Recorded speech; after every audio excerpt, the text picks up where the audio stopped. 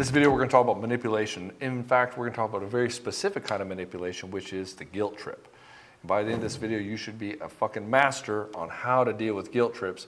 And if your woman can guilt trip you and you fall into it, you fall into this place where she is now in control of you. And if your woman can control you, if she feels like she's more powerful than you, if she feels like she can manipulate you, at some point she's going to lose respect for you, and then she'll start seeing you with contempt. And then all the sex, all the intimacy goes away, and all the attraction goes away. Because if a woman cannot find you powerful, if she cannot respect you or admire you, she's not going to find you attractive. And it doesn't matter how much understanding you have towards her. It doesn't matter how much you see her or hear her or try to help her with her problems or save her from herself. She will never be attracted to you. In fact, we deal with this absolutely directly in the Soul Seducer program. It's the first thing we do. We show you how to up your power game so you can get the power and connection game and balance again so that she actually wants to be with you, and she drives the solutions to the relationship. Did you know that a woman who actually loves you and is attracted to you will drive all the solutions to your relationship, and you don't even have to save it? She'll do all the saving, but she has to feel attracted to you and she has to feel connected to you at the same time, or she's just not interested in it. It doesn't matter how much you bang your head against the wall, it's never going to happen. And if you want to learn more about the Soul Seducer program, check out the link in the description below and in the first comment down below as well.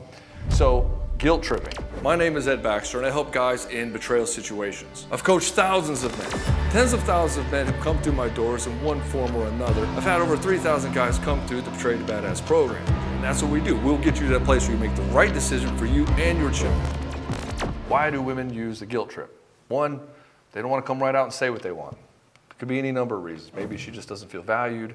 Maybe she's afraid to ask for what she wants. Maybe she's got nice girl problems, like guys have nice guy problems. There could be any number of reasons why she'll use a guilt trip. And oftentimes it's because it's easier to just say something and hope somebody will fix the problem than to actually be direct and say what it is. Like an example with my kids. Like I have one of my boys was for a long time going, I wish it wasn't so cold in here. I'm just freezing. It's like that's kind of a form of a guilt trip. It's like hoping the world will fix his problems for him. Really, what he's doing is he's asking for somebody to turn the heat up. And so it's like, why not just ask for it directly? And so I tell him, just ask for what you want directly. Don't play this game of, oh, I hope something will happen. I hope the solution will fall from the sky. And so the guilt trip comes and is born out of this. It is this game of looking for somebody else to save them and playing the victim and hoping somebody will save them being the victim. See, my mom was the queen of guilt trips. So much so that I can sniff a guilt trip from the other side of the planet. Example of a guilt trip would be, if you loved me, you would. And so it's like this proving ground for your love. If you love me, you will do such and such. And so the thing is like, why do I have to prove my love to you? If I have to prove my love to you, then obviously you're trying to manipulate me. It should be self-evident if I love you. And if you don't feel like I love you, I shouldn't have to prove it to you. You should just leave. If you don't feel like I'm caring about you, you shouldn't be with me. And so when she's like, well, if you literally love me, you'd prove it. And so society makes this worse for guys because guys feel like they have to chase after women. They tell men, go chase after women.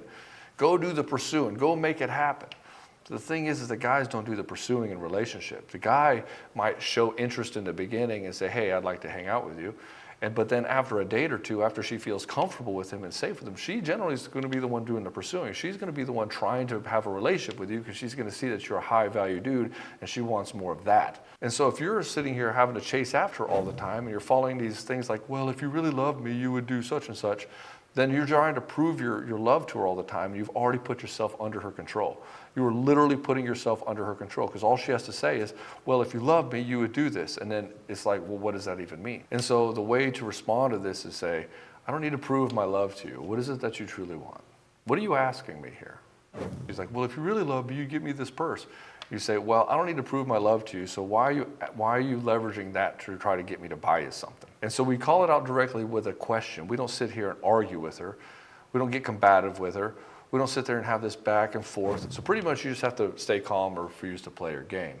And remember that the more you allow her to guilt trip you, the more you're encouraging it. And the more that she's going to find that she's not going to be able to respect you, and the more it's just going to get worse for you. So you have to make sure you nip all guilt tripping in the bud. In fact, all manipulation has to be nipped in the bud. You cannot have manipulation in a relationship. If you want to have a soul seductive relationship, if you want to have soulmates with your woman, you have to be the one to create soulmates. And you create it, well, you co-create it with her, but you have to set the boundaries of what is not acceptable in the relationship. You have to be willing to walk away. And so part of that is any kind of manipulation is a massive red flag, and you should not be in a relationship with somebody who is willing to manipulate. And if you call it out and they don't change and they keep doing the same manipulation over and over again, realize that you're with a manipulator and they're not going to change. It's not your job to teach them how to be as a person. It's not your job to teach a grown-ass woman how to be a grown-ass good woman. It's your job to be you unapologetically, stand in your power and not put up with this, and be willing to walk away if the other person doesn't adhere to your boundaries. The main one should be no manipulation. The second one is, after everything I've done for you, you'll treat me this way. So now what she's saying is she's counting points. So when you're counting points to a relationship, you're like, well, I've done this, and I'm doing this, and I've done this, and he should do this, and this, and this, because I've got 5 points, and he's only done 2 things, and so it feels like it's out of balance.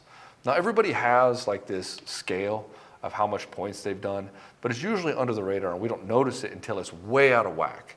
Like, I feel like I'm giving way more than I'm getting in this relationship. That's usually a sign of that. When you see somebody counting points all the time in a relationship, it's always this obligatory thing that you should do as much for me as I'm doing for you. But the problem is they'll say, after everything I've done, which is a generalized statement. The manipulation always comes with generalized statements because they don't want to be specific about it, because once you get specific, it reveals truth. So she'll say, after everything I've done for you, you'll treat me this way. And so treat me this way could be anything, really. You could be nice to her, and she'll say, you're treating me this way. And so it comes off as this perception that she has of how you should treat her. And because you're not a mind reader, you don't know what that is. And because it's everything she's done for you, you're like, well, I don't know all the things that she's done for me. She's just done a bunch of things, and now she's just throwing it all at me, and she's saying I'm treating her terribly, but I don't know. Then on the other side of this, she'll treat you like you don't know anything, and that you're a piece of shit, and that you're heartless, and you don't care about her. And so what she ends up doing is she does this thing called fear, obligation, and guilt. She makes you scared that she's going to leave you. She's telling you that you're obligated to help her, and you should feel guilty for not doing exactly what she is anticipating in her mind, even though you can't read it.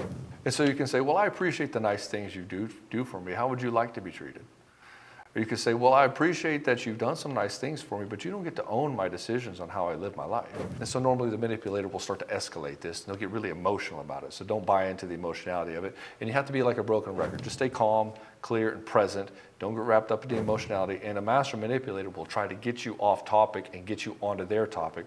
So you just have to stick with the same thing. It's like, no, I get to do what I want to do. You don't get to manipulate that. Another one they'll say is, well, I guess I'm just not that important to you. And it's like, now you're, again, having to prove that she's important to you, which is another one of those things where if you look at it objectively, if she didn't feel like you were that important to her, then why is she doing it this way? Like, why is she saying it this way? Why doesn't she say, hey, I don't feel like my needs are getting met. I don't feel like I'm that important to you. So like, because, and you'll say, well, why? What specific things? And she won't tell you. She'll stay in the generalized statements. If she's manipulating you, she won't go to specifics, because if she gives you a specific, you could actually do that thing, and then she won't be able to use a manipulation anymore because you've solved the problem. So she has to keep it in the generalized statements of, well, I guess I'm just not that important to you. And you're like, well, okay, you're trying to make me feel guilty for something. We don't even know what it is. And what's interesting is that she's telling you how you feel. I guess I'm not that important to you. It's like, well, you don't get to tell me how I feel about things. How about you just ask me? You could ask me. You say, do you care about me? You're like, yes, I do. And then she could say, well, if you actually cared, you'd prove it by doing this. If you actually cared, it's like, well, that's not how it works. I show my love to you the way that I choose to do it, not the way that you dictate it. So if she says something like, I guess I'm not that important to you, you say, well, I don't have to prove my feelings for you, and I don't appreciate being guilted for it. And so what is it that you really want?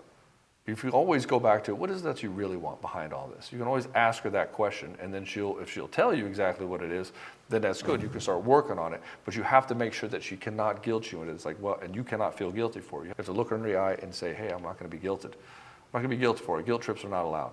There are 2 ways that men get slaughtered in these situations, and one of them is they just give in, and they just do whatever it is that she wants. Or 2, he gets defensive and tries to explain himself and tries to prove, like, no, I don't, I really love you, baby, I do, you know. And he gets defensive, and he tries to correct the record, and he tries to argue with her.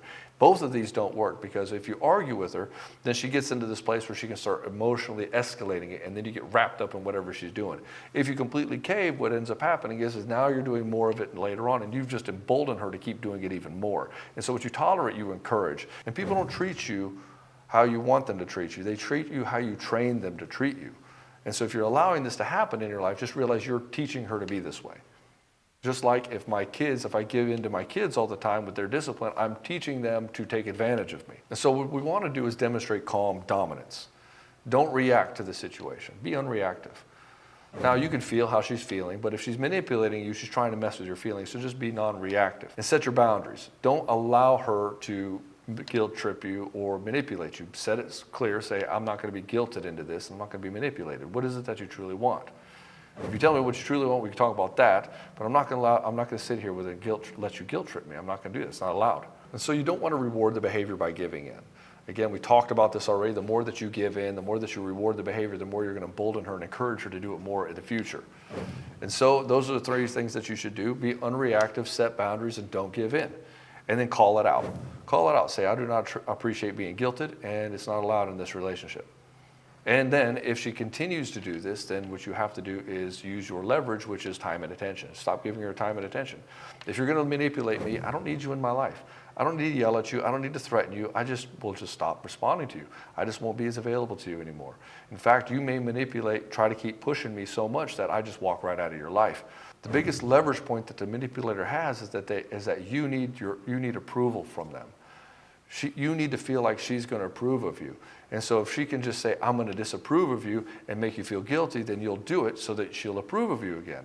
And so this will end up putting her on a pedestal. She'll say, well, I just have to threaten to leave him. I just have to threaten to do whatever, and then he'll just capitulate to whatever I demand.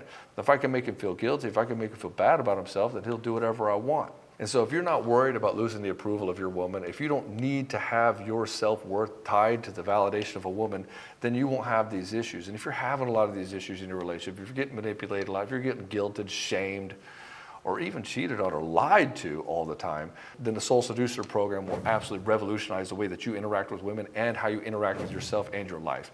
In fact, the Soul Seducer program has 3 major steps. The first one is calming the chaos. So in other words, if your relationship's falling apart, or you're dealing with manipulation, lies, even betrayal, you're dealing with this on a daily basis, the first thing we do is got to calm that chaos. We got to get everything stabilized again. The second one is building a magnetic life. In other words, how do you become a magnetic man? How do you build a life that's awesome for you and gets you pointed towards what you're building in your future instead of the approval of your woman? And once you do this, you stop chasing after her. And once you stop chasing after her, you've demonstrated the first step of personal power. Now again, we've talked about this in all my videos. Power and connection are the 2 things that she's looking for from you. And once you stop trying to get into her and stop trying to get her approval all the time, you're already stepping into your personal power, and you'd be surprised at how much she is drawn to you. You don't have to reach out to her at all. You don't have to do all these tricks. You don't have to do all these tactics. You don't have to do silent treatment. You don't have to push her away. You don't have to go no contact. You don't have to do any of that stuff. In fact, she will drive the relationship once she feels that you're back in a balance of power and connection. She will drive all of the relationship. And then when she does start coming in, we work on the third one, is the art of seduction. See, seduction is an invitation. It is not a forceful endeavor. All these things that you're trying to do to make your woman like you, all these things you're trying to do to get her to want to have sex with you, or try to get her to talk to you, or to text her just right, and all these tactics and lines and all this stuff, these are all forceful things. Seduction is not force. When you saw the trailer for Lord of the Rings and you thought that movie was amazing, the movie theater didn't come to your house and force you to go. No, you're like, I'm going to go check it out right now. It's decided. I don't need any more convincing. And then you go and you buy the ticket and you move. You see, you're like the woman in that situation. You make the move to make it happen because you're adequately seduced. It's a pleasurable experience for everybody. When you learn and master the art of seduction, it's an invitation to her. It's an invitation to play. It's an invitation to have a great time and go on my adventure. And so when I'm with a woman, make no mistake, we're here to play. We're here to have an adventure. We're here to have an amazing life. And I present that with my magnetic life, and then she's seduced into it, and she takes the actions to make that happen. Again, the women are the pursuers in a relationship. The men may show interest in the beginning, like the Lord of the Rings trailer came on the TV and showed you, but then her, flips it around on the other end, and they make all the moves. And when you're doing this right, it feels absolutely natural. Not only does it feel absolutely natural, but she will safeguard the relationship to keep you in her life no matter what. You don't have to worry about her talking to other guys. You don't have to worry about her hiding text messages because she's dialed into you. And when you are a stable, magnetic man who has control of himself and has control of his emotions, you create this garden, and she flowers in this garden, she becomes stable. Her crazy disappears. She stops manipulating. She stops trying to be this person who tries to control you and dominate the life. She stops undermining you with your children. She stops spending all your money. She respects you. When you ask her to do something different, she doesn't get defensive. She takes accountability. Have you ever had a woman in your life take accountability? Probably not. Why? Because you haven't figured this out yet. Once you get this figured out and you create this garden, not only will she protect the relationship, but she'll hold accountable, because her being accountable means she keeps you. And so if you want to learn how to be a soul fucking seducer, and you want to learn how to do this in your relationship, in your marriage, and never have this problem with women happen to you ever again, and check out the link in the description below. And if you like this video, hit the like button. And if you want to see more like it, hit subscribe, and I'll see you in the next video.